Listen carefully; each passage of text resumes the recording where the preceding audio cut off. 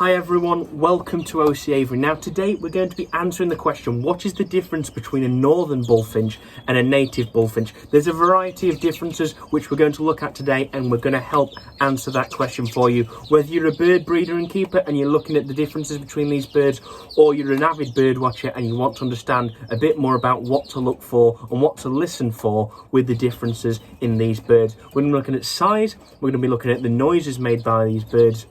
Then we're going to look at the colour of these birds, including the mutations which you're going to come across in captivity, and slightly, what is the difference between keeping these birds? How do we keep a native bird? How do we keep a northern bird? Because there are slight differences, so let's take a look.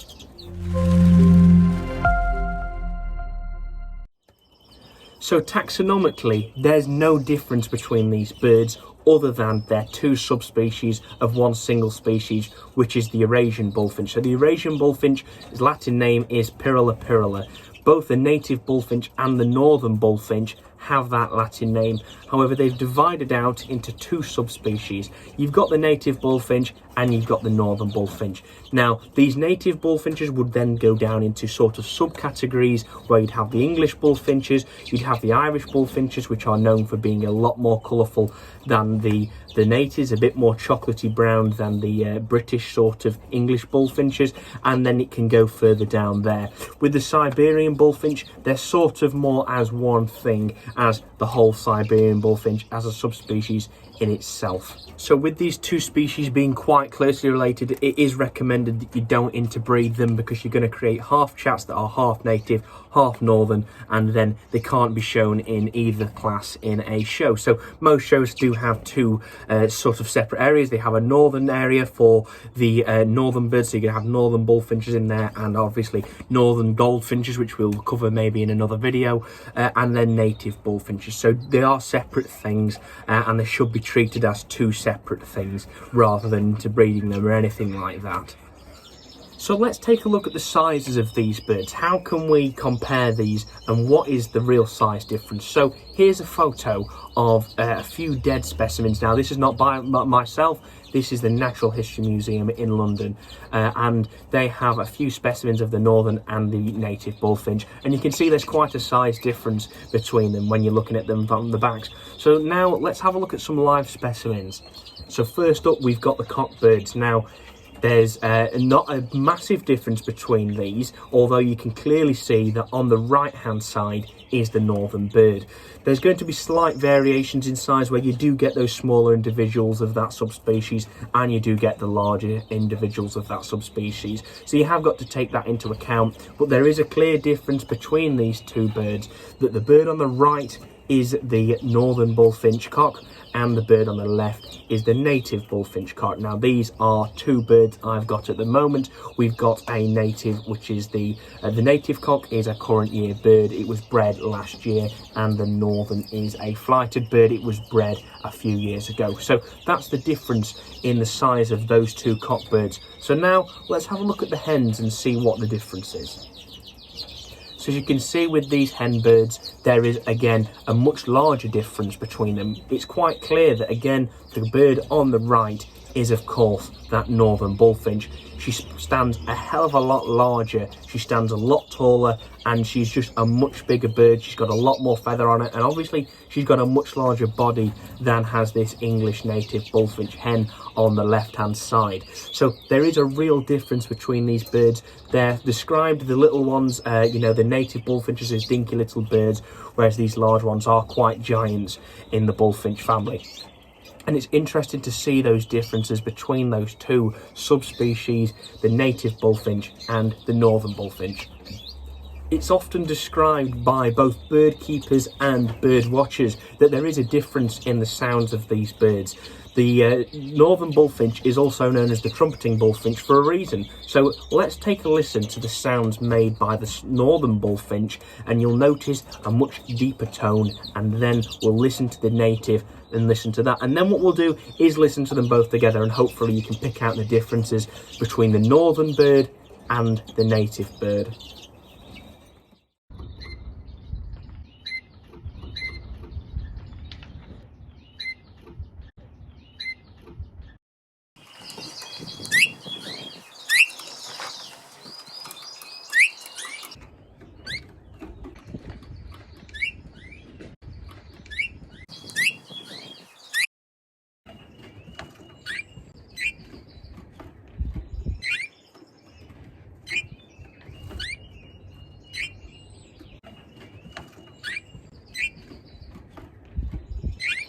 as you'll be able to tell from that video, is you can hear the differences in those birds. Like I said, a deep is a northern bullfinch, and the sort of higher pitched, higher toned is the native bullfinch. So another difference there, and it's quite clear that you can tell that difference, and it does then come across in other types of areas with these northern bullfinches and these native bullfinches. If there is question to the heritage of that bird, you know, what is the parentage, what's it being bred from? Is it a half chat, as they are known? If you cross a native with a northern bullfinch, you can usually tell by the sound that it makes, is that if it's a small bird with that deep pitch tone, it's usually going to have some northern blood in it. So it is something to notice there.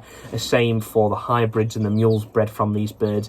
If they have got that deeper sort of trumpeting sound rather than the slight, you know, the higher pitched whistle of the native, you're probably going to understand that that is then going to be from a northern bullfinch, not a native bullfinch. So for bird breeders, you're probably going to know this already, but for the bird watchers in this video, you don't know this, or you're unlikely to know this. There are generally two feather types in birds. Don't get me wrong, there are others, but we're not going to look at that today. Is that there's two feather types. You've got yellow and you've got buff. Now, buff is a longer feather and it's a softer feather, and yellow is a shorter feather, it's a harder feather. Now, yellow does not come across as the colour yellow. It means intensive, and buff comes as non-intensive. It's more of a diluted, washed out colour, if you will. Now, what you're going to get with this is the colour differences in these birds. Now, ignoring the feather types, there generally is a trend of the native bullfinch being a much brighter coloured bird, much better coloured bird, and this is going to be more browns than greys, whereas in the northern bullfinch there's always going to be those specimens that aren't exactly meeting that criteria, but you're going to get a lot more of a greyer colour rather than that really rich sort of chocolatey brown that you can in the native bullfinch, and that is disregarding feather type. But obviously, if you get a lovely yellow feathered hen in the northern bullfinches, you're going to get more of a browner colour than if you had a buff version of the native hen. It might be slightly towards grey. So there is somewhat of an overlap, but they are generally describing the northern bullfinches as paler, especially the bird watchers. They do tend to say that there is quite a difference between the paler northerns and the more brightly coloured natives. With the cockbirds, it is slightly different. So with the colour of the breast, you've got the more red, obviously, and a bullfinch, but the red sort of colour is going to be a bit more prominent, perhaps, on a northern bullfinch than it is a native. The natives do tend to be a brighter orange in my experience for what I've seen, but you are going to get those differences yet again, where you're going to have bright red natives and more orangey northern birds. So there is that, and it's not as obvious in the cockbirds as it is in the hens. But with that is that there's also a difference in the wings. Now, this has been described in a few articles across the internet, and I can understand this myself, is that the native bullfinch cock, the back of that bird is sort of a greyer colour, whereas the northern bullfinch cock, the back of this bird and the wings are more of a blue shade of grey, if you will, and that is another difference between those birds in the colour, is that you are going to get those slight differences.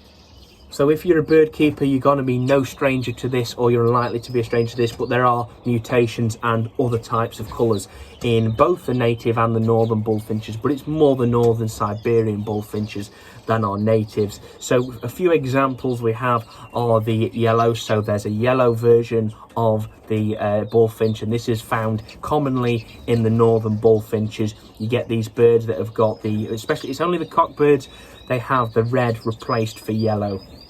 This is a mutation. I don't quite understand the genetics behind it. I don't do an awful lot with bullfinches in the Siberian world of that, so I'm not up to scratch on all the mutations in there, but this is a yellow mutation in that bullfinch. And then if we look at another, so this is a hen, this is a brown mutation, so also would be known as cinnamon to some bird keepers, and this is a Siberian bullfinch hen. So you can notice here is that you haven't got that black beak, you've got more of a brown and creamy coloured beak than that black, and then obviously the overall colour of that bird is more brown than it is grey when you compare them to the normal northern hens.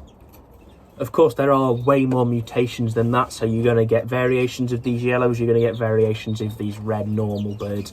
So you're going to get pastel versions where they come out more of a silver colour and a lot more paler overall like that. You're going to, of course, get the different ones, so you're going to get brown pastels, where you're going to get normal pastels, you're going to get yellow pastels. You can even combine mutations there, so you can get yellow-brown pastels, which are absolutely stunning birds. You can get normal pastels or normal brown pastels, and they are, once again, stunning birds. You're going to get pieds, you're going to get topaz, you're going to get so many other mutations there. And these are more, obviously, common in captivity. As they are established, we do breed them in that sense. Then if you are out there watching these northern birds in the wild, your chances of coming across a northern bird that is a mutation are slim to none, and you know, they do rarely crop up in the wild. In captivity, well, they are more likely to crop up, and of course there's all these mutations established, or most of them established, in captivity. With the native bullfinches, now, we had a Zoom room in the summer with John O'Malley, and he has some mutation native Irish bullfinches. So don't quote me on this, I might be slightly wrong in the mutation, but I believe he's got a topaz, a pied, and I want to say a brown as well in that. And he's got a few examples of those, and they were bred from birds with the odd white feather, and then after a few generations he's managed to breed these mutation versions of the native bullfinch. Of course, there are these various mutations in the native bullfinch, none of which are going to be as heavily established when you compare it to the likes of these Siberian birds. If you see a native bullfinch mutation at a show, you know it's going to be a one-off bird, really, or most likely. Whereas if you see it at a show with a northern bullfinch, you know, there's usually quite a number of stock there, and they're more available than these native mutation birds.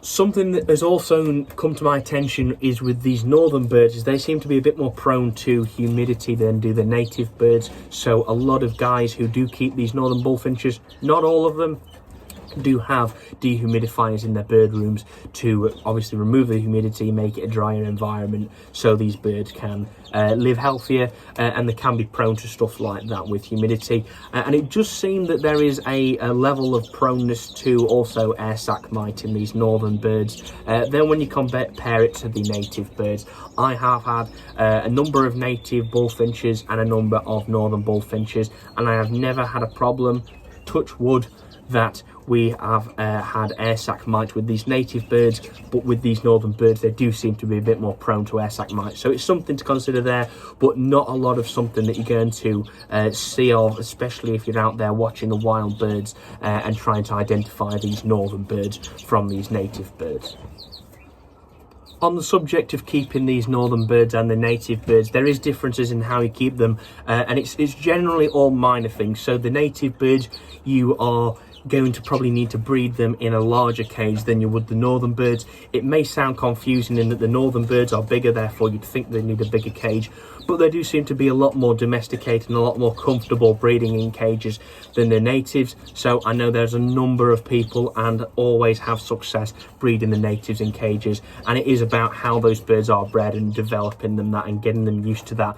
But the northern birds generally do seem to be quite happy breeding in cages, and in cages with a lot less sort of cover around them, so less fake Christmas tree, less conifer, and making the nest a bit more natural, whereas these native birds do seem to like the cover an awful lot and all that greenery around the nest. So something there is a bit of a difference. I have always bred my bullfinches in flights, and I think I'll be continuing to do so. So we've bred northern bullfinches in a 8x2 flight and 6 foot high, so that went well, and we did breed a couple of them over the past few years.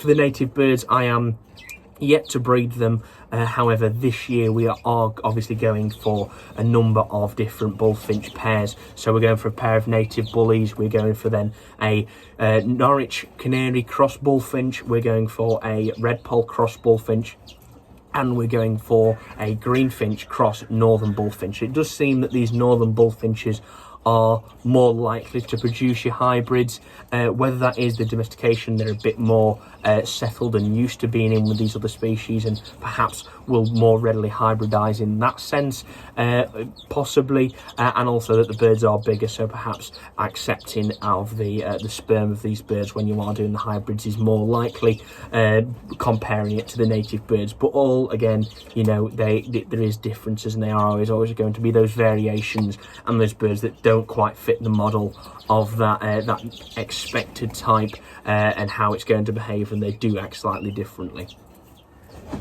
Anyway guys, huge thank you for watching the video. I hope you've enjoyed it, and if you did enjoy it and you'd like to see more, please do subscribe down below, smash the like button, and I'll see you hopefully in the next one.